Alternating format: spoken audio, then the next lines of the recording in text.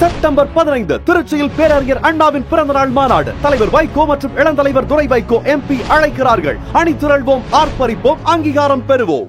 குறைந்த விலை, நிறைந்த தரம், தங்கள் தேவைகள் அனைத்தும் ஒரே இடத்தில். ஜெயச்சந்திரன். ஆச்சி ராயல் குலோப் ஜாமுன் பேக்ஸ், ஒன்று வாங்கினால் ஒன்று இலவசம். மருங்கு வண்டு சிறந்தார்ப்ப மணிப்பு ஆடை அதுபோர்த்தே கருங்கயல்கண் விழித்தொல்கி நடந்தாய் வாழி காவேரி. பூவர் சோலை மயிலால புரிந்து குயில்கள் இசைபாட காமர் மாலை அருகசைய நடந்தாய் வாழி காவேரி என்று சேரமான் தம்பி இளங்கோ வர்ணித்த பொங்கி வரும் பொன்னியாற்றங்கரையில் 1917ஆம் ஆண்டு பிட்டி தியாகராயரும் துறவாட் மாதவன் நாயரும் திராவிட சங்கம் அமைத்த திருச்சிராப்பள்ளியில் 1956ஆம் ஆண்டு திராவிட முன்னேற்ற கழகத்தின் 2வது மாநில மாநாட்டில் அன்பில் அழைக்கிறார் என்று அண்ணா மடல் வீட்ட பல்லாயிரக்கணக்கிலே திரண்ட கழக கண்மணிகளின் மத்தியில் தேர்தல் களத்தில் திராவிட முன்னேற்ற கழகம் போட்டியிடுவதா வேண்டாமா என்று வாக்குப்பெட்டிகளை வைத்து வாக்குப்பதிவு செய்து 56,942 பேர் தேர்தலிலே போட்டியிட வேண்டும் என்றும் வேண்டாம் என்று 4,203 பேரும் தீர்ப்பு நல்க பெரும்பான்மையின் முடிவின்படி தேர்தல் களத்தை திராவிட முன்னேற்ற கழகம் சந்திக்க காரணமான மலைக்கோட்டை மாநகரின் மருங்கே பந்தல் சிவா அவர்கள் மேடையிலே என்னிடம் கூறினார், லட்சக்கணக்கிலே திரண்டு விட்டார்கள். இந்த மேடைக்கு எதிரே இருக்கிற சமுத்திரம் போன்ற இந்த கூட்டம் அந்த தடுப்பு பலகைகளுக்கு அப்பாலே இதே அளவு கூட்டம் அங்கே காத்து கொண்டிருக்கிறது என்று சொல்லுகிற அளவுக்கு 8 திசைகளிலே இருந்தும் வெள்ளமென புறப்பட்டு வந்த இந்த மாபெரும்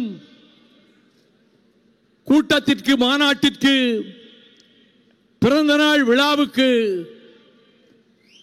காஞ்சி தலைவரின் 117வது பிறந்த நாள் விழாவிற்கு தலைமையேற்றிருக்கிற மருத்துவர் படிப்பு முடிந்து பயிற்சி மருத்துவர் பணியின் போது அடுத்து உத்தியோகத்துக்கு போகிறேன் என்று சிறைச்சாலையிலே இருந்து சிகிச்சைக்காக மருத்துவமனையிலே அனுமதிக்கப்பட்டிருந்த அறிஞர் அண்ணா அவர்களிடம் போய் சொன்னபோது, தம்பி கொஞ்சம் பொறு, நான் உனக்கு ஒரு பாராட்டு கடிதம் தரப்போகிறேன் என்று 4½ பக்கத்துக்கு, அவர் வாழ்நாளில் எவருக்கும் 4½ பக்கம் பாராட்டு கடிதம் எழுதியதாக நான் அறிய மாட்டேன். அத்தகைய பாராட்டு கடிதத்தை பெற்று அண்ணாவின் நெஞ்சிலே உயிரோவியமாக இன்றைக்கு இடம்பெற்ற இந்த அண்ணா பிறந்தநாள் விழா நிகழ்ச்சிக்கு தலைமை தாங்குகிற முன்னாள் நாடாளுமன்ற உறுப்பினர், விசுவாசத்திற்கும் நன்றிக்கும் இலக்கணமாக எந்நாளும் திகழ்கிற டாக்டர் கிருஷ்ணன் அவர்களே, கடல் அலைகளென தாவி வரும் அரபு நாட்டு குதிரைகளின் குளம்படி சத்தத்தோடு சங்க தமிழின் ஓசையும் இணைந்தே ஒலித்தது என்ற பெருமைக்குரிய நான்மாட கூடலாம் மதுரை மாநகரிலே இருந்து சட்டமன்ற உறுப்பினராக பொறுப்பேற்றிருக்கின்ற தியாக வேங்கை என் ஆருயிர் இளவல் புதூர் பூமிநாதன் அவர்களே,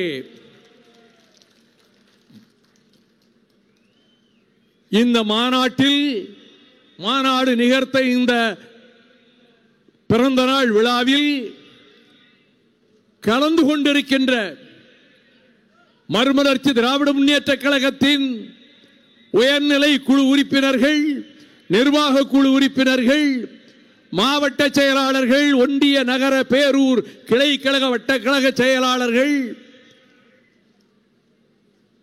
இயக்கத்தின் இரத்த நாளங்களாக திகழ்கிற கண்மணிகள் அனைவருக்கும் கதிர் வெடித்து பிளம்பு வீழ கடல் குதித்து சூடாற்ற முழுமை மிகு நிலப்பரப்பின் முதற்பரப்பு தோன்றிவிட நதி மறுமுன் மணல் தருமுன் முன்தோன்றி மூத்த தாய் தமிழுக்கு தலைவணக்கம் செய்கின்ற மறுமலர்ச்சி திராவிட முன்னேற்ற கழகத்தின் என் நெஞ்சிலே நீங்காது இடம்பெற்றிருக்கக்கூடிய தோழர்களுக்கு நன்றி தெரிவிக்கின்ற இந்த நிறைவான நிகழ்ச்சியில் பிற்பகல் வெயிலையும் பொருட்படுத்தாது இங்கே வந்து நிகழ்ச்சிகளை பதிவு செய்து கொண்டிருக்கின்ற ஜனநாயகத்தின் விழிகளான செவிகளான செய்தியாளர்களே, தொலைக்காட்சி ஊடக நண்பர்களே, அன்பு தாய்மார்களே, அருமை பெரியோர்களே, கூற்றுடன்று மேல்வரினும் கூடியதற்கும் ஆற்றலதுவே படை என்ற வள்ளுவன் வாய்மொழிக்கு இலக்கணமாக ஈட்டி பாய்ந்தாலும் இமை கொட்டாது மார்பு காட்டுகின்ற வீரர் கூட்டம் எங்கே? அது மறுமலர்ச்சி திராவிட முன்னேற்ற கழகத்தின் வீர வேங்கைகள் கூட்டம் என்று மேடையோரும் நான் முழங்குகின்ற தகுதியை தந்திருக்கின்ற என் கண்ணின் மணிகளே, கழக கண்மணிகளே, சிறந்தாழ்ந்த வணக்கம். உரையை தொடங்கும் வேளையிலேயே என் நெஞ்சில் அலை மோதுகிறது. நான் இளங்கலை பொருளாதாரம் படித்துக் கொண்டிருந்த பொழுது ஆங்கில இலக்கிய பாடத்தில் பயின்ற ஒரு 2 பாடல் வரிகள் தான் எனக்கு நினைவுக்கு வருகிறது. புரூக்ஸ் என்ற அந்த கவிதையில் கவிஞன் டென்னிசன் கூறினான், men may come, men may go, but I go on forever. மனிதர்கள் வருவார்கள், மனிதர்கள் வருவார்கள், சிலர் போவார்கள், வெகு சிலர் விலகி போவார்கள். ஆனால் என் பயணம் நிற்காது. அது சலனமின்றி சஞ்சலமின்றி எந்த தடையையும் பொருட்படுத்தாது. நான் பயணித்துக் கொண்டே இருப்பேன் என்ற கவிதையை போன்றதுதான் மறுமலர்ச்சி திராவிட முன்னேற்ற கழகத்தினுடைய பொது வாழ்க்கை. இந்த இயக்கம் செந்தமிழ்நாட்டின் வாழ்வாதாரங்களை காப்பதற்காக போராடிய, தியாகம் செய்த பல்வேறு நிகழ்ச்சிகளை இந்த மேடையிலே பலரும் விரிவாக எடுத்து சொன்னார்கள். சாதனைகளால் வர்ணிக்கப்பட வேண்டிய அந்த தியாக வரலாறு, நாசகார ஸ்டெர்லைட் தொழிற்சாலை கோவாவில் விரட்டப்பட்டு குஜராத்தில் அனுமதி மறுக்கப்பட்டு மராட்டியத்திலே இடம்பெற்று அங்கிருக்கின்ற அல்போன்சா மாம்பழத்தை உற்பத்தி செய்கின்ற விவசாயிகள் சம்மட்டிகளோடும் கடப்பாறையோடும் சென்று 400 கோடி ரூபாய் செலவிலே அமைக்கப்பட்ட ஸ்டெர்லைட் தொழிற்சாலையை, அதனுடைய கட்டிடங்களை, எந்திரங்களை உடைத்து தூள் தூளாக்கி நொறுக்கினார்கள் என்ற போதும் மராட்டியத்தின் அன்றைய முதல்வர் பவார், சரத் பவார், காவல்துறையை அங்கு அனுப்பாமல் மறுநாளே கொடுத்த லைசன்ஸை வாபஸ் பெற்றுக் கொண்டார் என்பதனால் இந்த தமிழ்நாட்டிற்கு வந்து அன்றைய முதலமைச்சர், அண்ணா திமுகவினுடைய முதலமைச்சரிடம் அனுமதி பெற்று தூத்துக்குடியிலே அலைகடலோரத்திலே அந்த நச்சாலையை அமைத்ததை எதிர்த்து குரூஸ் பெர்னாந்து சிலைக்கு மாலை அணிவித்து விட்டு எத்தனை உண்ணாவிரத போராட்டங்கள், எத்தனை மறியல் போராட்டங்கள், எத்தனை நடைபயணங்கள், அனைத்துக்கும் மேலாக உயர் நீதிமன்றத்திலே 7 மணி நேரம். கே வேணுகோபால் பிரசித்தி பெற்ற வழக்கறிஞர் அந்த ஆலையின் சார்பாக 4 மணி நேரம். நான் நெடுநேரம் வாதங்களை எழுப்பிய போது நான் சுயநலத்துக்காக இந்த ஆலையை எதிர்க்கவில்லை, என் நேர்மைக்காக, என் நாணயத்துக்காக நான் அதை போராடுகிறேன் என்றவுடன் சென்னை உயர்நீதிமன்றத்தினுடைய தலைமை நீதிபதி லிபரான் உடனே குறுக்கிட்டு, we know your honesty and sincerity. There is no need for anybody to vouch for your dignity. உங்கள் நேர்மையை, நாணயத்தை நாங்கள் நன்றாக அறிவோம். எவரும் உங்களுக்கு நற்சாட்சி பத்திரம் கொடுக்க வேண்டிய அவசியமில்லை. எந்த ஏட்டிலும் இது ஒரு வரி கூட வரவில்லை.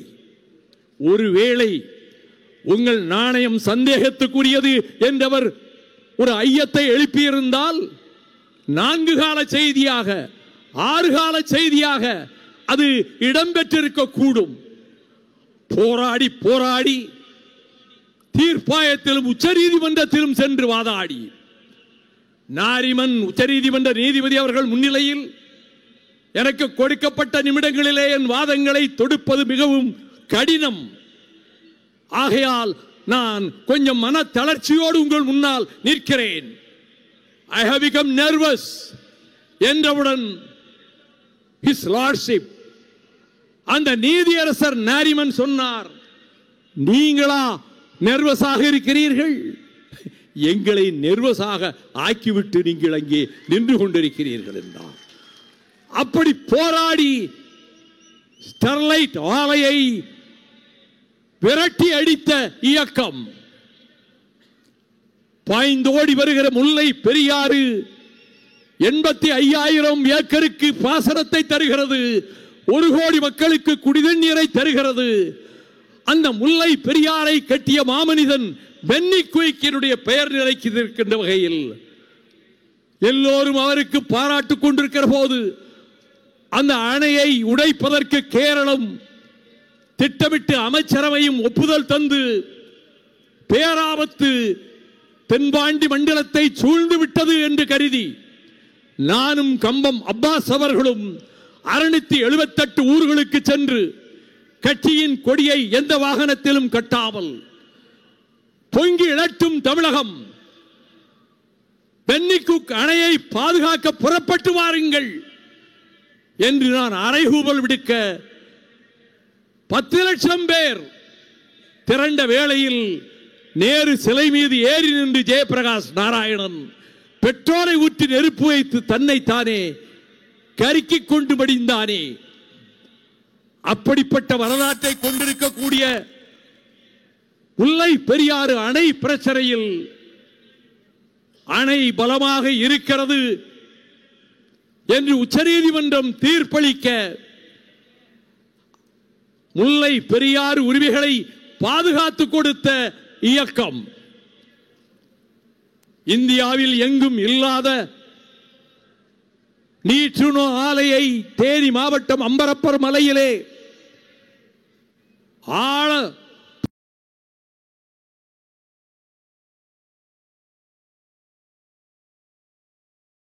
பாதாள சுரங்கம் வைத்து அதிலே 50 டன் காந்த கல்லை வைத்து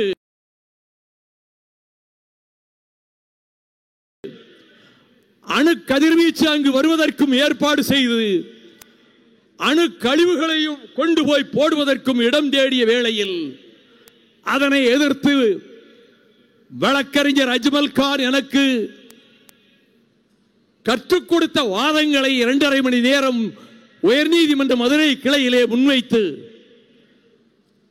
என் கனவு திட்டங்களில் இது ஒன்று என்று பிரதமர் நரேந்திர மோடி சொல்லியிருந்த போதிலும் அதற்கு 10 ஆண்டுகளுக்கு முன்னதாகவே தடையாணை வாங்கி இன்றளவில் நிறுத்தி வைத்திருக்கக்கூடிய இயக்கம், 30,000 தொழிலாளர்களினுடைய எதிர்வாழ்வு சூன்யமாக போய்விடுமோ? நட்சத்திர அந்தஸ்து பெற்றிருக்கக்கூடிய நெய்வேலி நிலக்கரி நிறுவனம்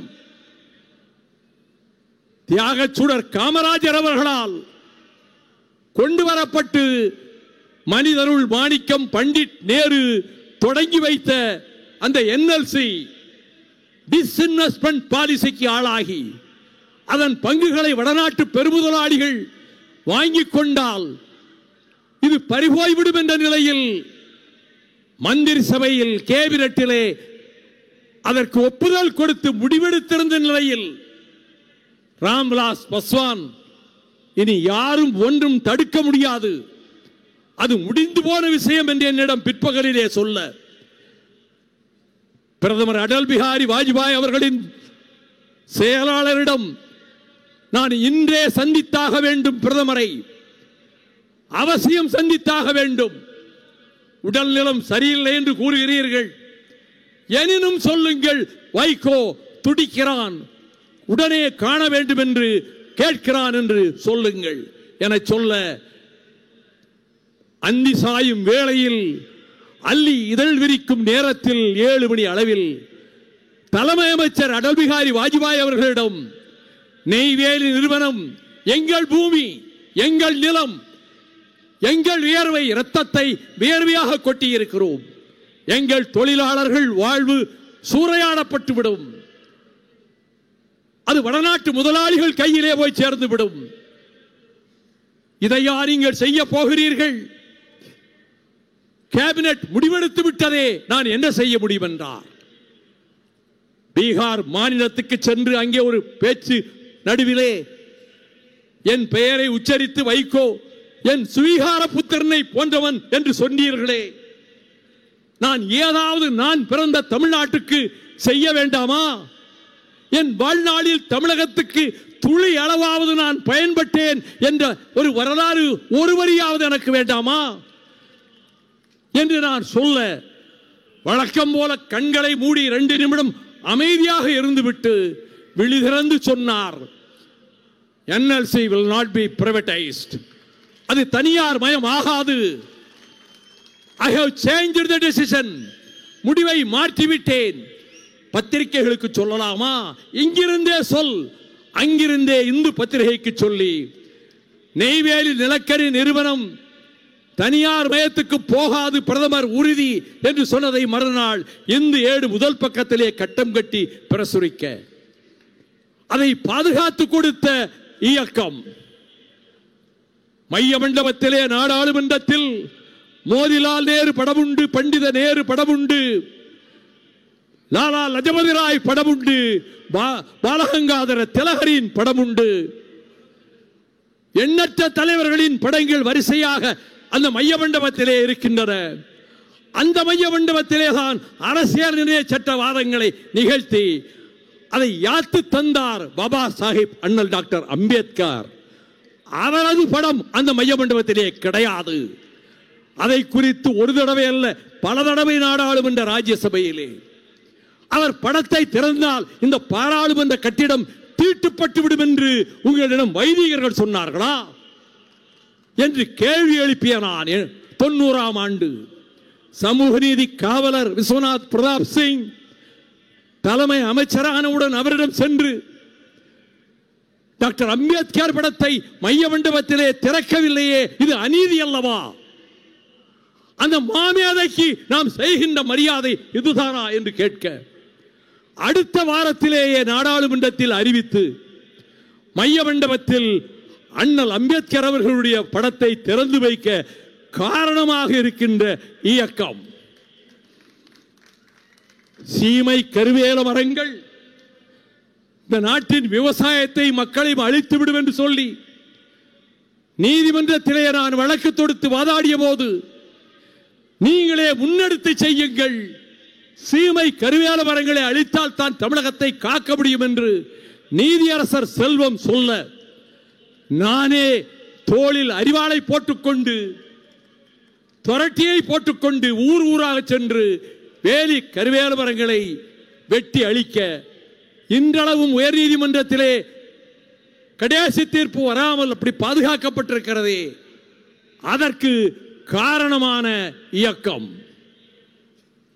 நரேந்திர மோடி நாட்டின் பிரதமராக பதவியேற்க இருக்கிறார்.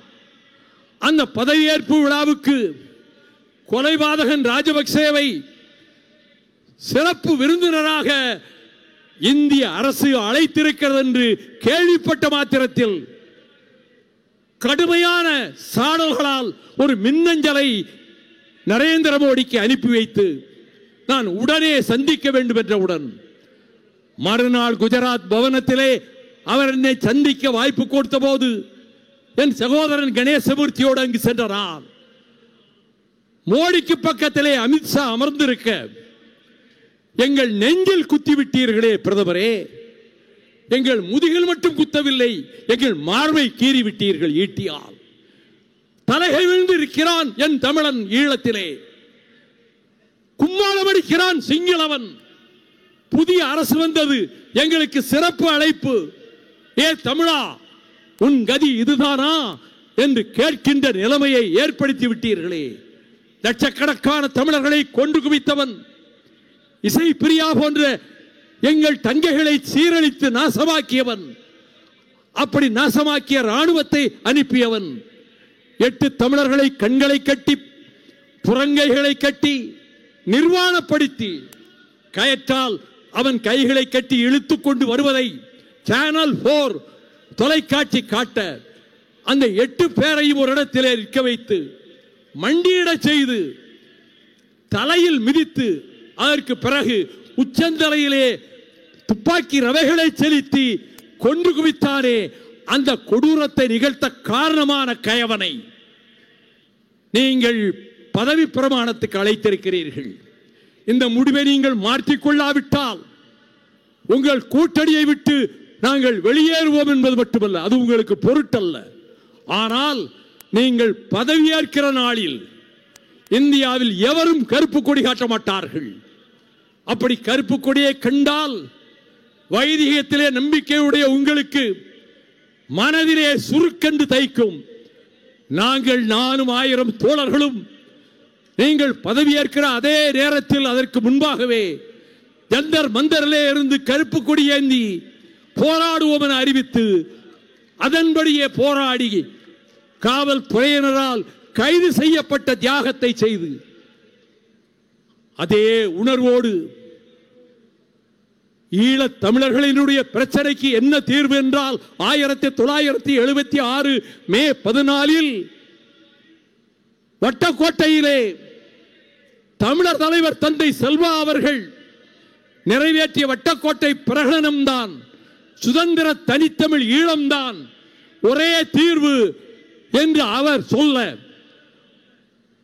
தன்மான உணர்வுள்ள தமிழர்கள் அனைவரும் அதை ஏற்க, அதை அடைவதற்கு என்ன மார்க்கம் என்று எல்லோரும் திகைக்க ஆயுதமேந்தி போராடி 7 அணு ஆயுத வல்லரசுகளின் படைகளை எதிர்த்து நிர்மூலம் செய்து 25,000 படை வீரர்களை, சிங்கள படை வீரர்களை வெறும் 6,000 வீரர்களை கொண்டு யானை இரவிலே தோற்கடித்து உலக சரித்திரத்தில் அற்புதத்தை அதிசயத்தை நிகழ்த்தி காட்டியவர். ஆயுதங்களின்றி கொண்டு வந்த ஆயுதங்களின் கப்பல்கள் கடலிலே மூழ்கடிக்கப்பட்டு அவர்கள் அதனாலே அழிக்கப்படுகிற நிலை உருவான போது சுதந்திர தமிழீழத்தை அடைவதற்கு என்ன மார்க்கம்? 2011 ஜூன் 30 ஐரோப்பிய நாட்டின் பெல்ஜியம் அதனுடைய தலைநகரம் பிரசல்ஸ் அங்கே நடைபெற்ற ஐரோப்பிய ஒன்றிய பாராளுமன்ற கட்டிடத்திலே நிகழ்ந்த ஈழத்தமிழர் தேசிய இன பிரச்சனைக்கான அந்த மாநாட்டில் நான் உரையாற்றுவதற்கு போது முதல் நாள் முழுக்க என்ன தீர்வு என்று யோசித்து அறைக்குள்ளே நடந்து கொண்டே பகல் முழுவதும் உணவருந்தாமல் ஒரு பன்னும் ஒரு டீயும் சாப்பிட்டு விட்டு நெடுநேரம் கழித்து இரவு வேளையிலே மின்னல் பொறி தட்டினால் போல் என் மூளையிலே ஒரு யோசனை உதித்தது. அது இயற்கை தந்த அருட்கொடை, என்னுடைய அறிவல்ல. உலகிலே 43 நாடுகள் பொதுவாக்கெடுப்பு நடத்தி தனி நாடுகளாகிவிட்டனவே, அதே போல ஈழத்திலும் தனி பொதுவாக்கெடுப்பு நடத்த செய்வோம். புலம்பெயர் தமிழர்கள் உலக நாடுகளிலே அதே நேரத்தில் வாக்குப்பதிவுக்கும் வழிகாண்போம் என்று. Referendum is the only solution to solve the ethnic problem of Tamils of north and east of that island. என்று நான் கூறி, அதுவரை உலகில் எவரும் சொல்லாத அந்த தீர்வை, எந்த தலைவரும் சொல்லாத தீர்வை, அவர்கள் எல்லாம் விட மேலான அறிவு படைத்தவன் என்று நான் சொல்லவில்லை. என் நாடி நரம்புகளிலே ஓடுகிற குருதியோட்டத்தோடு எந்த உணர்ச்சி கலந்து நிறைந்திருந்ததோ அந்த உணர்ச்சியின் காரணமாக இயற்கை எனக்கு கொடுத்த அந்த அறிவுரையை ஏற்று அதை நான் அங்கே பதிவு செய்து, பின்னாட்களிலே மற்ற தலைவர்களும் அதை ஆதரித்து, இந்த தீர்வுக்கு மார்க்கம் கண்ட ஒரு பெரும் இயக்கம் தொடர்ந்து இப்படி அடுக்கிக் கொண்டே போகலாம். அத்தனை சாதனைகளையும் நிகழ்த்திய மறுமலர்ச்சி திராவிட முன்னேற்ற கழகம் என்று இந்த மாநாட்டில் மிக பெருமிதத்தோடு லட்சக்கணக்கிலே கூடியிருக்கிறார்கள். உங்களையும் என்னையும் எந்த சக்தியாலும் பிரிக்க முடியாது. நாடெங்கும் இருக்கக்கூடிய கழக கண்மணிகளின் நெஞ்சிலே இந்த வைகோ குடியிருக்கிறான்.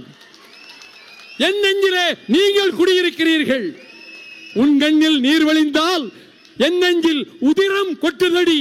பூமிநாதன் சொன்னதை போல நீங்கள் கண் கலங்கினால், நீங்கள் முகவாட்டமுற்றால், கண்ட மாத்திரத்திலேயே என் நெஞ்சம் கலங்குமே.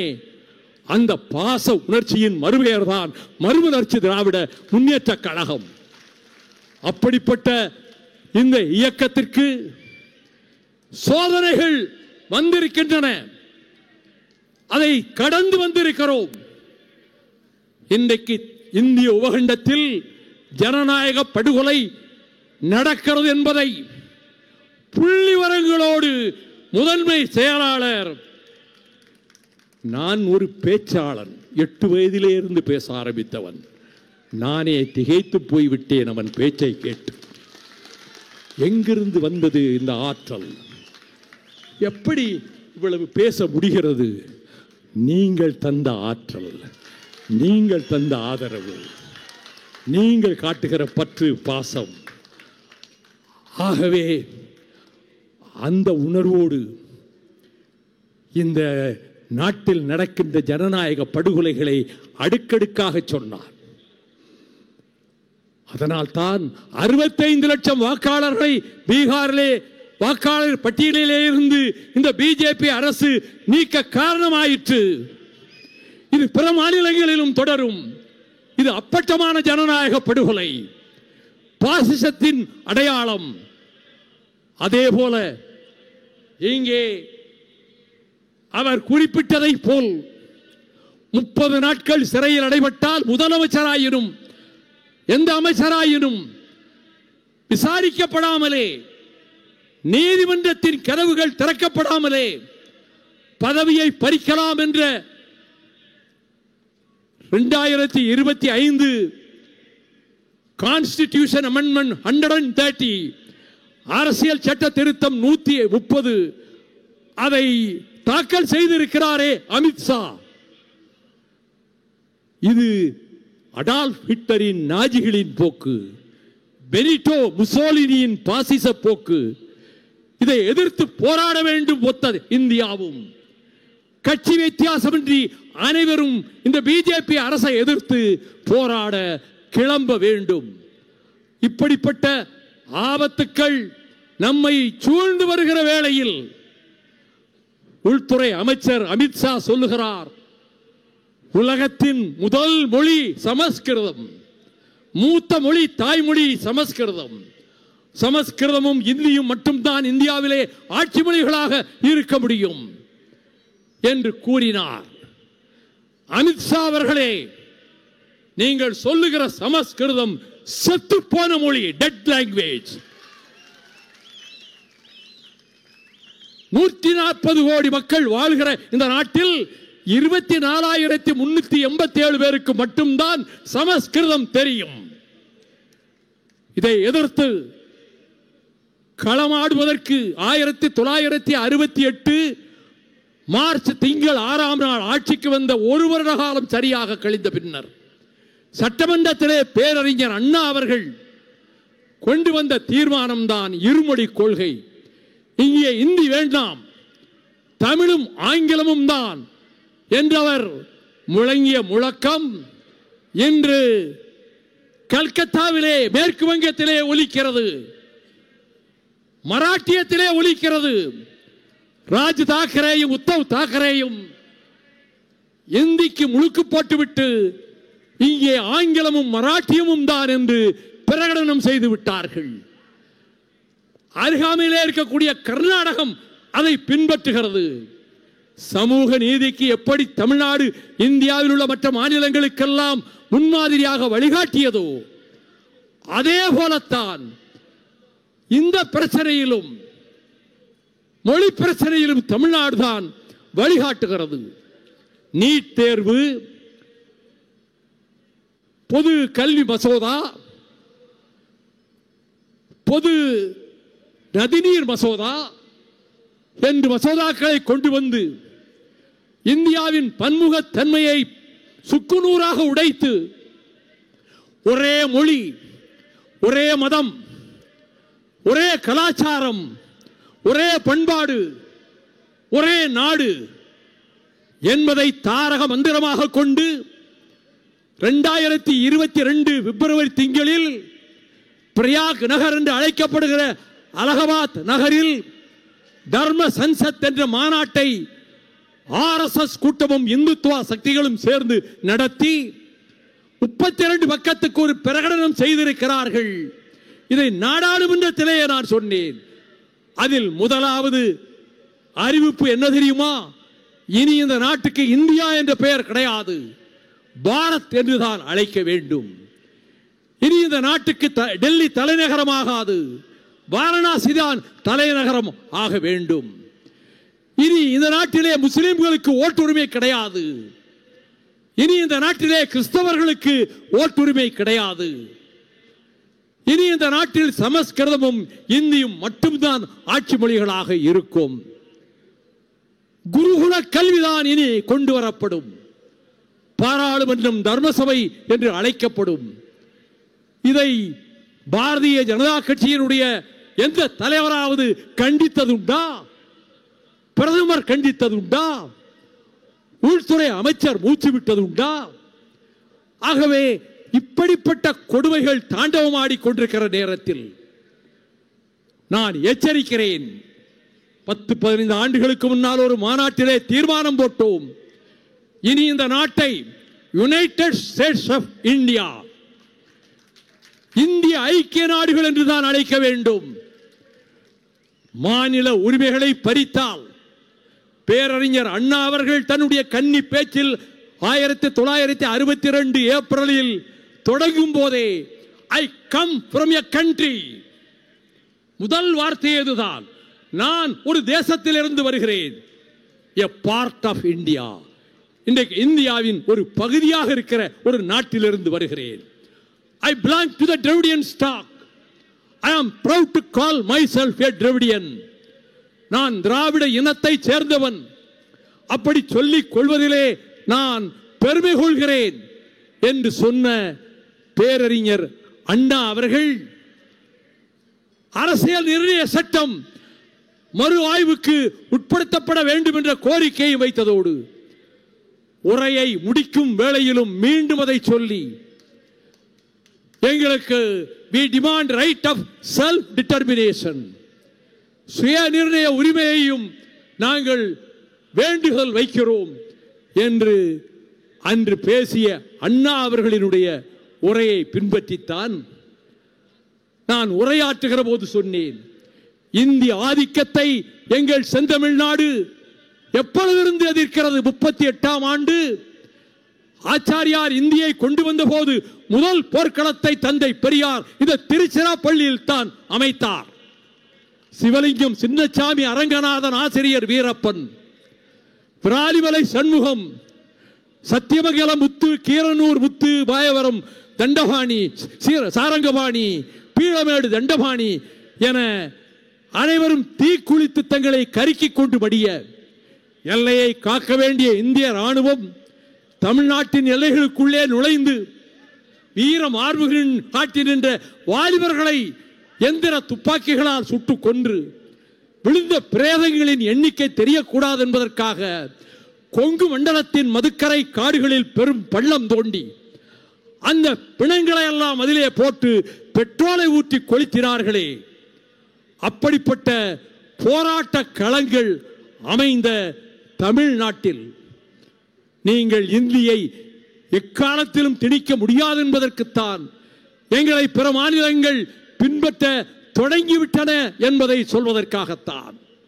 நாடாளுமன்றத்திலே இந்தி வெறியர்கள் 100க்கு மேற்பட்டவர்கள் எழுந்து நின்று கூச்சலிட்ட போது, ஓங்கார கூச்சலிட்ட போது, நான் சின்னசாமி சிவலிங்கத்தின் வழிவந்தவன், செந்தமிழ்நாட்டின் மண்ணிலே பிறந்தவன், செந்தமிழ் மொழியை என் நெஞ்சிலே ஆராதிக்கிறவன் என்பதனால் நான் குறுக்கிட்டு பலத்த குரலில் அவன் இந்தியிலே கத்துகிறான்.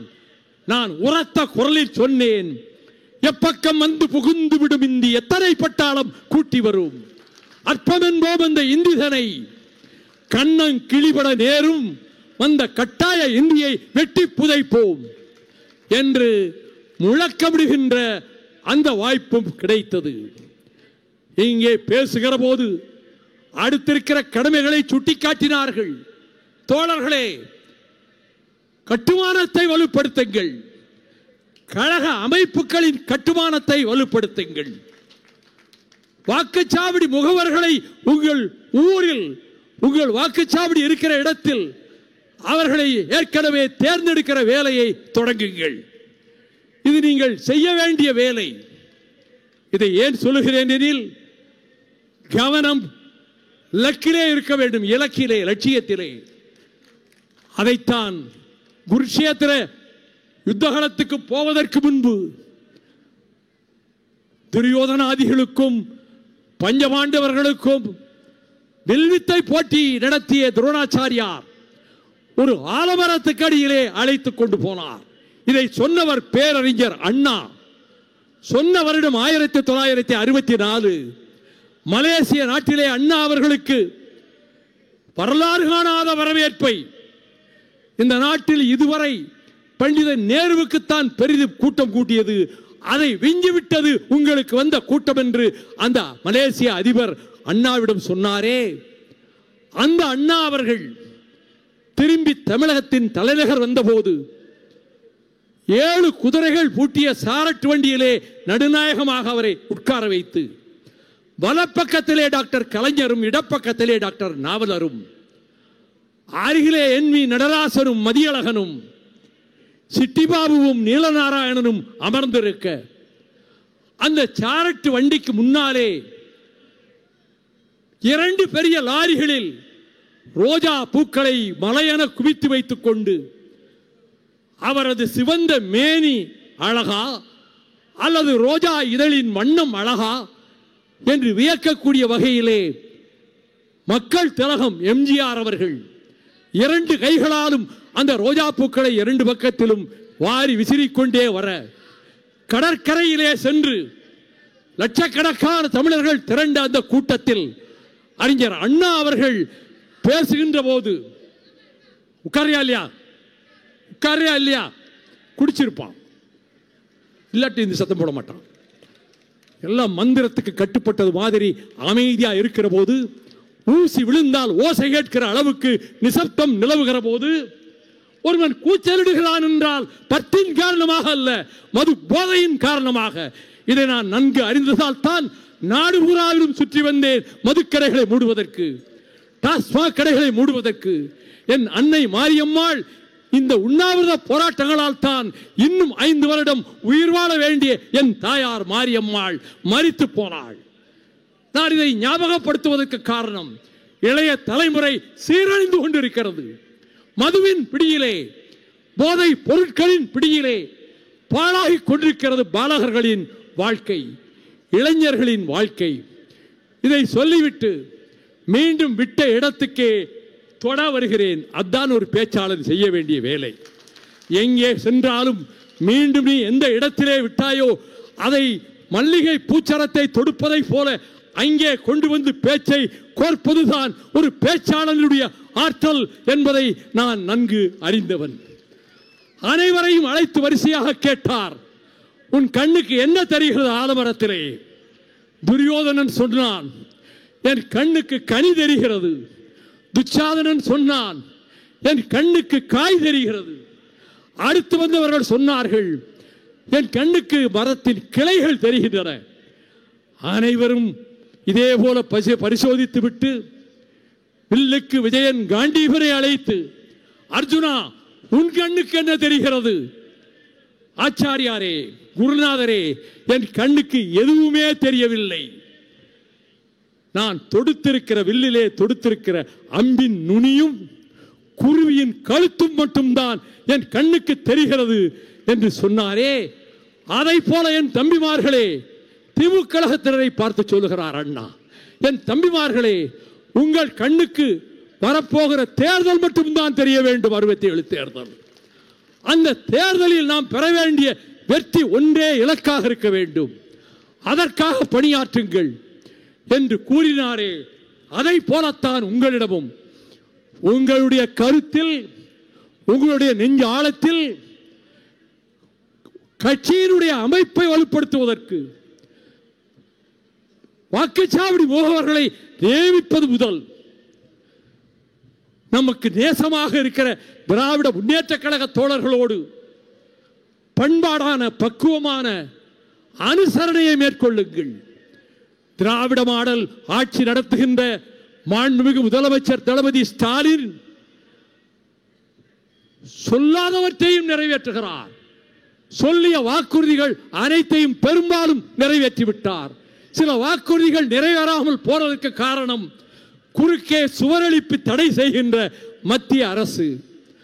அவர் இந்த தமிழ்நாட்டுக்கு தொழில் வளம் பெருக வேண்டும் என்பதற்காக அமெரிக்கா, ஜப்பான், எகிப்து, துபாய் என்ற நாடுகளுக்கு சென்று 10,000 கோடி முதலீட்டை முதல் சுற்றுப்பயணத்திலே ஈர்த்துவிட்டு இப்பொழுது அண்மையிலே ஜெர்மனிக்கு சென்று அதன் பின்னர் பிரித்தானியத்துக்கு சென்று தேம்ஸ் நதி கரையிலே கேம்பிரிட்ஜ் பல்கலைக்கழகத்திலே உரையாற்றிவிட்டு ஆக்ஸ்போர்ட் பல்கலைக்கழகத்திலே அறிவாசான் பெரியாருடைய திருவுருவப் படத்தை திறந்து வைத்துவிட்டு மொத்தத்தில் 15,556 கோடி ரூபாய் 2 நாடுகளிலும் முதலீடாக நான் ஈர்த்து வந்திருக்கிறேன் என கூறி கடந்த 11ஆம் தேதி ஓசூருக்கு சென்று தொழில் முனைவோர், தொழில் முதலீடு செய்வோரை அழைத்து அவர்களிடம் கருத்து பரிமாற்றம் செய்து புரிந்துணர்வு ஒப்பந்தங்கள் மூலமாக 24,000 கோடிக்கு முதலீடுகளை ஈர்த்து வந்து இந்த தமிழகத்துக்கு அரும் சேவை செய்திருக்கக்கூடிய அந்த முதலமைச்சரின் குற்றம் வாழ்க. மீண்டும் யார் ஆட்சிக்கு வருவார்கள் என்று சில ஏடுகள் கேள்வி எழுப்புகின்றன.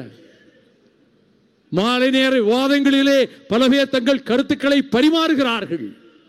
நான் இந்த கூட்டத்தின் வாயிலாக மறுமலர்ச்சி திமுக மேடையிலிருந்து பிரகடனம் செய்கிறேன். வரப்போகிற தேர்தலிலும் திராவிட முன்னேற்ற கழகத்தின் தலைமையிலான மதச்சார்பற்ற முற்போக்கு கூட்டணி தான் அபரிமிதமான வெற்றியை பெறும். திமுக கழகம் தனி பெரும்பான்மையை பெறும். மீண்டும் மகுடமேந்துவார் தளபதி ஸ்டாலின் என்ற உணர்வோடு நெஞ்சிலே உறுதி வேண்டுமெனில் வரலாற்றிலே தங்கள் உயிரை பணயம் வைத்து போராடிய மாவீரர்களினுடைய வாழ்க்கை வரலாறு நெஞ்சிலே நிலைக்க வேண்டும், நினைவிலே எழ வேண்டும். என் 7 நிமிட பேச்சை முடிப்பதற்கு முன்பு அதைத்தான் சொன்னேன். ஹால்டிகாட்டி யுத்தம், மேவார் மன்னன் மகாராணா பிரதாப் சிங் அவன் போட்டிருந்த கவசத்தை அருங்காட்சியகத்திலே போய் பார்த்தேன். அசைத்து பார்க்க முடியவில்லை. 10 பேர் தூக்கினால் தூக்க முடியாத கவசம் அவன் அணிந்திருந்தான். யுத்தகலத்திலே 2 லட்சம் படை வீரர்கள், அக்பர் பாதுஷாவின் படை வீரர்கள். தலைமை ஏற்கிறவன் ஜெய்ப்பூர் மன்னன் மான்சிங். அவன் பட்டத்து யானை மீது ஏறி வருகிறான். அந்த யானையின் துதுக்கையிலே நெடிய வாள் ஒன்று இருக்கிறது. வாள் வீசும் பயிற்சி அந்த யானைக்கு கொடுக்கப்பட்டிருக்கிறது. சேட்ட குதிரை அவனுக்கு பிரியமான குதிரை. அதன் மீது ஆரோகணித்து ஈட்டியோடும் வேலோடும் வாளோடும் வருகிறான் மகாராணா பிரதாப் சிங். 4 பக்கத்திலிருந்தும் பாய்ந்து வந்த ஈட்டிகளும் அம்புகளும் அவன் மீது பாய்கின்றன. ரத்தம் வழிகிறது. அதே நேரம் யானை மீது பாய முயன்ற சேட்ட குதிரையினுடைய காலில் யானையின் துதிக்கை வீசிய வாள் பட்டு அந்த கால் காயப்பட்டு விட்டது. நாம் மடிந்து போவோம், அதற்கு முன் எஜமானை காப்பாற்ற வேண்டும் என்று எண்ணிய சேட்ட குதிரை யுத்தகலத்தை விட்டு விலகி வெளியோடி அந்த காயத்தோடே விரைந்து ஓடி ஒரு நதியின் கரையிலே கீழே விழுந்து செத்து போயிற்று. மூர்ச்சை தெளிந்து எழுந்த மகாராணா பிரதாப் சிங், என் சகோதரனே, என்னை விட்டு நீ போய்விட்டாயா என்று கதறியவன் சொன்னான், கடைசி வரை என் வீரத்தை, என் வைராக்கியத்தை விடமாட்டேன்.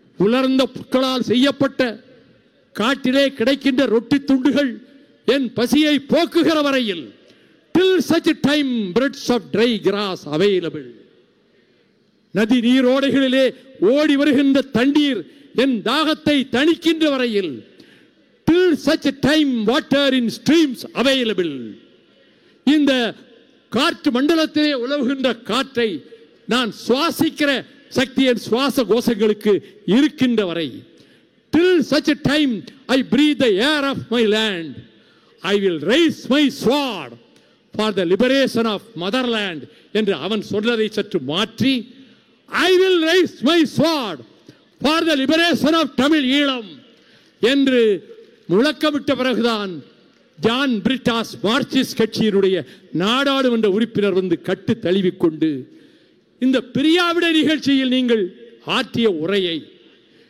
என் ஆயுள் காலத்தில் கேட்டதில்லை, என்றும் மறக்க மாட்டேன் என்று சொன்னார்.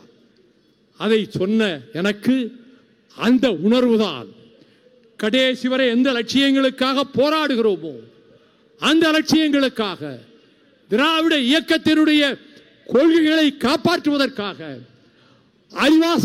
அறிவாசானின் சுயமரியாதை தன்மானத்தை காப்பாற்றுவதற்காக, பேரறிஞர் அண்ணா சுட்டிக்காட்டிய லட்சியங்களை வென்றெடுப்பதற்காக, முத்தமிழ் அறிஞர் டாக்டர் கலைஞர் அவர்கள் எழுத்தாலும் பேச்சாலும் ஊட்டிய லட்சியங்களை வென்றெடுப்பதற்காக, மறுமலர்ச்சி திராவிட முன்னேற்ற கழகமும் நெஞ்சுறுதியோடு நானும் என் சகாக்களாகிய நீங்களும் நாடு பூராவிலும் இருக்கக்கூடிய கழகத்தின் கண்மணிகளும் கொண்ட லட்சியத்துக்காக நாம் போராடுவோம். வசவாளர்கள் வாழ்க, வசை பாடுவோர் வாழ்க.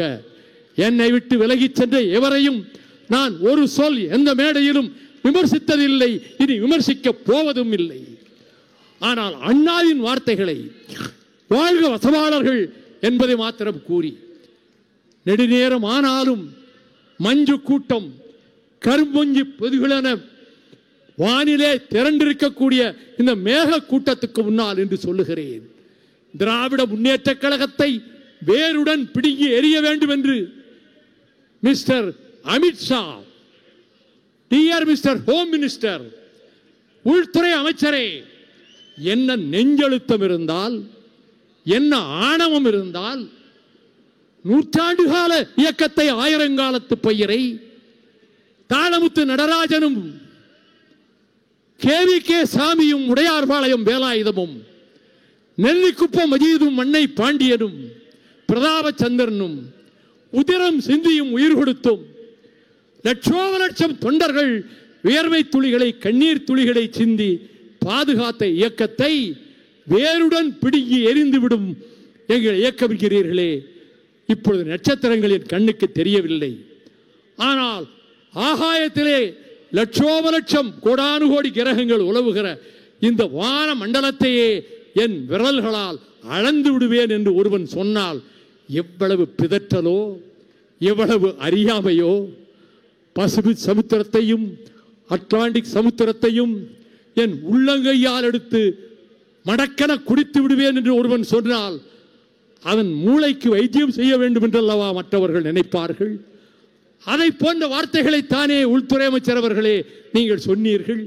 ஆணிவேர் சல்லிவேர் என லட்சோப லட்சம் வேர்களை மண்ணிலே பதித்திருக்கக்கூடிய திராவிட இயக்கத்தை ஒரு காலம் நீங்கள் நெருங்க முடியாது, உங்கள் கனவு பகல் கனவாகும் என்பதை மாத்திரம் சொல்லி, என்னுடைய அன்பு தோழர்களே, இந்த நிகழ்ச்சியை நடத்துவதற்கு இரவு பகலாக பாடுபட்டவர்கள், அவர்கள் பெயர்களை எல்லாம் வரிசையாக நான் சொல்ல ஆரம்பித்தால் மழை வரும் என்று செந்திலதிபன் எச்சரித்தாரே, 8 மணிக்கெல்லாம் பெருமழை கொட்டும் என்று சொன்னாரே, மழை வருவதற்கு முன்பே என் பேச்சை முடித்து விட வேண்டுமே, என்று கருதியதால் அப்பொழுது நான் உச்சரிக்க தவறிய கழக கொடியை உயர்த்திய அன்பு சகோதரி துணை பொதுச் செயலாளர் டாக்டர் ரோகையா, வரவேற்புரை நிகழ்த்திய வடக்கு மாவட்ட செயலாளர் தம்பி டி சேரன், வரலாற்று கண்காட்சியை திறந்து வைத்த நேசத்துக்குரிய இனிய சகோதரர் வெல்லமண்டி சோமு, அண்ணா சுடரேற்றிய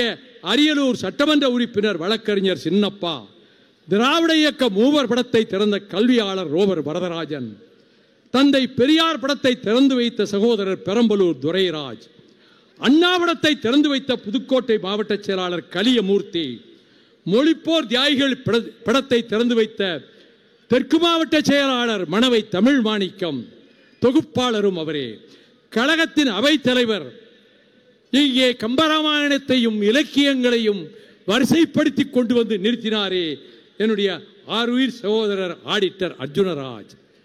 நெருப்பாக அனல்கக்கும் கனல்கக்கும் பேச்சா இளையோரை கவரிடுக பழக பொருளாளர் என் தம்பி நெய்வேலி செந்தில் அதிபன்.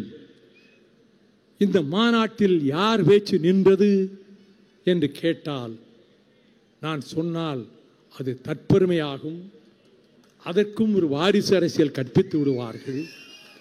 ஆகவே அப்படிப்பட்ட அற்புதமான உரை நிகழ்த்திய முதன்மை செயலாளர் துரை வைகோ, கழகத்தின் துணை பொதுச் செயலாளர்கள் செஞ்சி ஏ.கே. மணி, ஆடுதுறை முருகன், திருமலாபுரம் திமு ராஜேந்திரன், கொள்கை விளக்கணி செயலாளர் வந்தியத்தேவன், அரசியல் மைய செயலாளர் வழக்கறிஞர் ஆவடி அந்தரிதாஸ், அரசியல் ஆலோசனை குழு செயலாளர் சிப்பிப்பாறை ரவிச்சந்திரன், வரகவியாம் தம்பி கவிஞர் மணிவேந்தன், மகளிரணி செயலாளர் சகோதரி மல்லிகா தயாளன், சட்டமன்ற உறுப்பினர் அன்பு தம்பி டாக்டர் சதன் திருமலைக்குமார், சட்டமன்ற உறுப்பினர் தம்பி டாக்டர் ரகுராமன், சிரிக்கவும் சிந்திக்கவும் வைத்த சொற்பொழிவாளர் அரங்க நெடுமாறன், நன்றியுரை ஆற்ற இருக்கிற பெரம்பலூர் மாவட்ட செயலாளர் ஜெயசீலன், அரியலூர் மாவட்ட செயலாளர் ராமநாதன் உள்ளிட்ட மாநாட்டு செயலாளர்களே, கழகத்தின் முன்னோடிகளே, மேடையில் அமர்ந்திருப்போரே, நெடுநேரம் இந்த உரைதனை அமைதியாக கேட்ட உங்களுக்கு நன்றி சொல்வதோடு, கொண்டல்கள் திரண்டன, மேகங்கள் குவிந்தன. ஆனால் ஏற்கனவே இவர்கள் மிகுந்த பற்றாக்குறையில் இருப்பவர்கள், பொருளாதார பலமற்றவர்கள். இவ்வளவு பெரிய மாநாட்டை கொடிக்காடு என்று நான் எண்ணி எண்ணி மகிழ்கின்ற கொடிகளை பல்லாயிரக்கணக்கிலே அமைத்த கொடி சுந்தர், ஓவியங்கள் வரைந்த செல்வகுமார், தஞ்சை கலைகளின் தலை நகரம் தஞ்சை மண்டலம், அங்கே வடுவூர் தந்த பந்தல் கலை திலகம்தான் நம்முடைய பந்தல் சிவா. முதல் மாநாட்டை, மாநில மாநாட்டை 95 ஜூன் 30 இடமலைப்பட்டி புதூரிலே நடத்திய போது அந்த மாநாட்டு பந்தலை அமைத்த அதே பந்தல் சிவாதான் தன் கைவண்ணத்தை காட்டி இந்த அற்புதமான எழில் மேடையை இங்கே அமைத்து தந்திருக்கிறார். அவருக்கும் உணவு தயாரித்து கொடுத்த சகோதரர் பெருந்துரை குமார் அவர்களுக்கும், ஒலிபெருக்கி என்றால் இப்படி அல்லவா இருக்க வேண்டும். ஒரு ஒலிபெருக்கி ஒருவனை பேசவும் வைக்கும், பேச்சை தடங்கல் செய்யவும் வைக்கும் என்பதனால் மதுரையிலே இருந்து இங்கே கொண்டு வந்து இந்த ஒலி அமைப்பை அமைத்திருக்கக்கூடிய வாசுகி நிறுவனத்தார் அனைவருக்கும், தொண்டர்படை தம்பிமார்களுக்கும், இந்த மாநாட்டுக்காக 1 மாத காலமாக இரவு பகலாக பணியாற்றிய அத்தனை என் சகோதரர்களுக்கும் என் நெஞ்சார்ந்த நன்றியை கூறி, வாழ்க வாழ்க தந்தை பெரியாரின் புகழ், வாழ்க வாழ்க அறிஞர் அண்ணாவின் புகழ், வாழ்க வாழ்க டாக்டர் கலைஞரின் புகழ், வெல்க வெல்க மறுமலர்ச்சி திராவிட முன்னேற்ற கழகம் என கூறி உங்களிடமிருந்து விடைபெறுகிறேன். நன்றி, வணக்கம். மாமனிதர் வைகோ அவர்களுடைய காட்சி இங்கே திரையிடப்படுகிறது. அதற்கு பிறகு நன்றி உரை. நக்கீரன் டிவிக்கு சப்ஸ்கிரைப் செய்யுங்கள். உங்கள் ஆதரவே எங்கள் பலம். ஆசிரியர்களுக்கு நண்பனாகவும் மாணவர்களுக்கு ஆசானாகவும் திகழும் தேர்வு வழிகாட்டி. ஒவ்வொரு பாடத்திற்கும் அனுபவமிக்க ஆசிரியர்களின் துல்லியமான தெளிவான விடைகள். CNC இருக்கு, தேர்வு பயம் எதற்கு? இது தீரன் பப்ளிஷிங் ஹவுஸ் விற்பனை வெளியீடு.